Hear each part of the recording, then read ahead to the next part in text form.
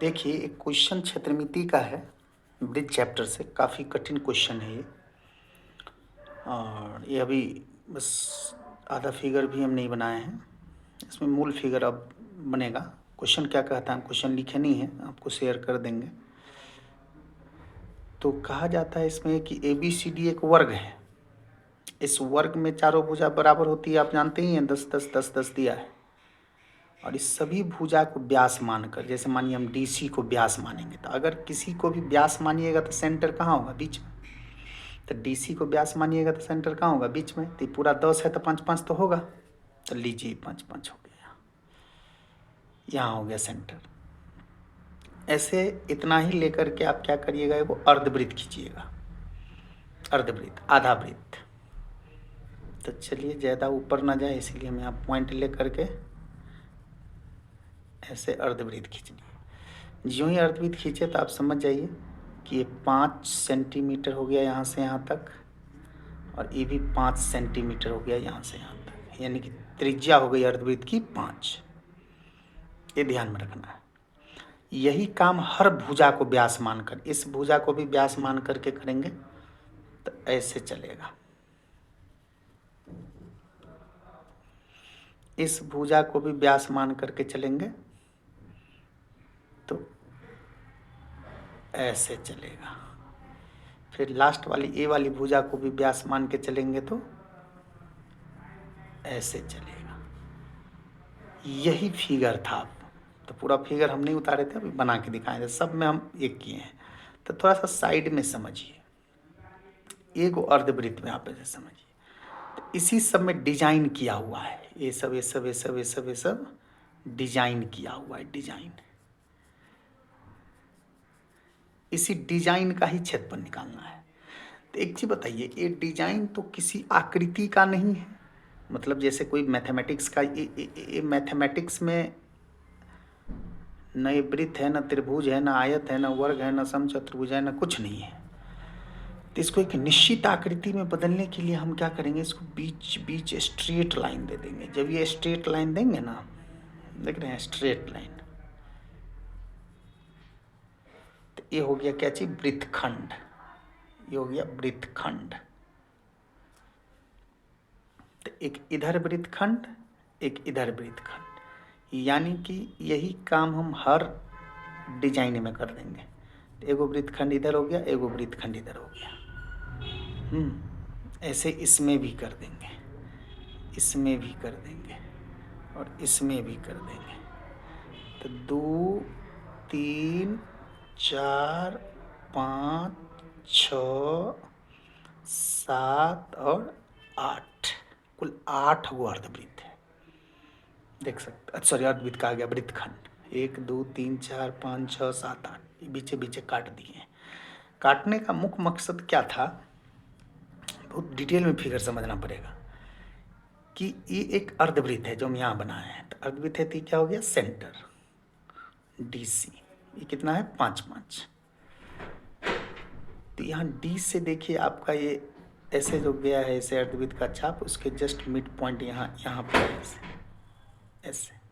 इसमें भी डिजाइन है, इसी डिजाइन का क्षेत्रफल निकालना है। तो ये डिजाइन किस आकार का है, ये आप अगर समझ लीजिएगा तब तो ये 8 का क्या है, 2 2 4 2 4 2 8, 8 का क्षेत्रफल होगा। तो 8 का एक बार निकाल लेंगे।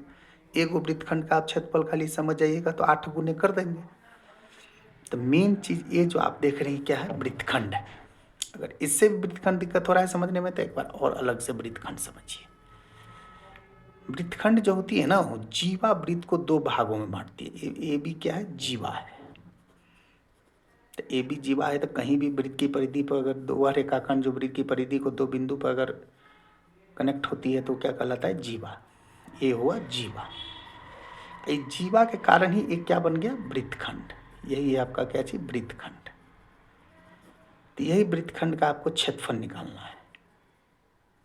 तो इसी वृत्तखंड के का ये जीवा से क्या करना है? क्षेत्रफल निकालने के लिए इसके त्रिज्या तो चाहिए। तो ये दोनों जो कनेक्टिंग पॉइंट है ना, उसको सेंटर से मिलाइए। लीजिए, सेंटर से जब भी हम ऐसे मिला दिए तो ये भी त्रिज्या है, ये भी त्रिज्या है, और दोनों त्रिज्या केंद्र पर कुछ एंगल बनाता है, जिस एंगल को हम लोग कहते हैं थीटा। उसी प्रकार यहाँ भी देख लीजिए, ये क्या है, अर्धवृत्त है। मानिए ये पूरा ऐसे घूमता तो वृत्त हो जाता, तो ऐसे घूम करके ये पॉइंट को आप सेंटर से मिला दीजिए, ये पॉइंट को आप सेंटर से मिला दीजिए, तो ये कितना डिग्री हो गया, 90 डिग्री। ये 90 डिग्री हो गया। ये तो वृत्तखंड ऐसे ही समझाएं, या 90 डिग्री। यानी कि इस फिगर में कहीं भी अगर गैदरिंग हो जाएगा, इसलिए हम यही दिखाए हैं, वो ये DC वाला जो पॉइंट है 100 और D या यहाँ O मान लीजिए O, तो एक वो वृत्तखंड हम आपको यहाँ दिखाए हैं। जो वृत्तखंड का ये क्या है, ये जीवा है। जीवा को केंद्र से मिला दिए हैं तो कितना डिग्री हो गया, 90 डिग्री। त्रिज्या कितना है, 5। तो थीटा हो गया कितना डिग्री, 90 डिग्री। और आर कितना हो गया, 5। ठीक है, क्योंकि वृत्तखंड का जो क्षेत्रफल होता है ना, उसमें थीटा और आर आता है, अभी हम लिखेंगे, आप देख लीजिएगा। अब समझना ये है कि ये जो डिजाइन है ना, वो चार को डिजाइन नहीं है, फिगर में आपको चारे को बुझाएगा, लेकिन चार को हम टुकड़ा कर दिए ना, कि यहाँ टुकड़ा किए, दो गो बन गया है, तो दो गो अर्धवृत्त, सॉरी वृत्तखंड हो गया। क्या हो गया, वृत्तखंड। तो दो गो 4 गो 2 6 2 8, 8 गो वृत्तखंड है। तो 8 वृत्तखंड का एक बार क्षेत्रफल निकाल दीजिए। तो उसमें आर और थीटा आता है, तो आर तो आपको 5 सस्ता में मिल गया, थीटा 90 कैसे मिला, उसी को हम इतना देर से समझा रहे हैं। यहाँ से हम ऐसे करके जो खींचे हैं, ये क्या है, अर्धवृत्त, तो यहाँ अर्धवृत्त खींचे, तो त्रिज्या 5 5 हो गया। तो अर्धवृत्त खींचे तो सेंटर है। उसके बाद वृत्तखंड के लिए आपको जीवा लेना पड़ता है। कैसे, तो यहाँ दिखा दिए हैं जीवा। तो जब ये जीवा लिए हैं, तो जीवा को केंद्र से मिलेगा, तब वो एंगल बनता है, केंद्र पर एंगल बनता है, जिसको केंद्रीय कोण कहते हैं। तो जीवा को हम केंद्र से ऐसे मिला दिए, तो एंगल बन गया कितना, 90 डिग्री। अब कहिएगा सर 90 डिग्री कैसे हुआ, वो अगर कहिएगा तो हम कहेंगे अर्धवृत्त के कोण वैसे भी समकोण होते हैं, आपको पता होगा। अगर और 90 डिग्री के बारे में सोचिएगा कि 90 डिग्री कैसे हुआ, तो वो समझिए। देखिए सेंटर है, ये D है, C है, D से यहाँ गया, O दिए थे, इसका सेंटर, इसको P कर दीजिए। तो ये हो गई आपका क्या चीज़, जीवा। ये हो गया डिजाइन। डिजाइन माने वृत्तखंड। इधर से भी ले लीजिए इसे, ये भी हो गया वृत्तखंड। ये हो गया 90 डिग्री।